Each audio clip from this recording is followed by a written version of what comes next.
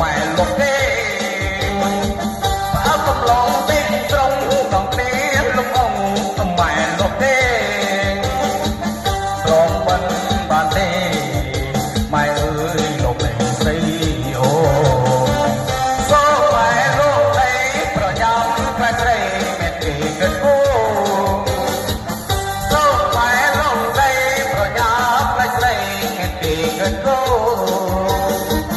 បាត់បានសម្រួលអូនអើយបងមើលម៉ែលោកទេ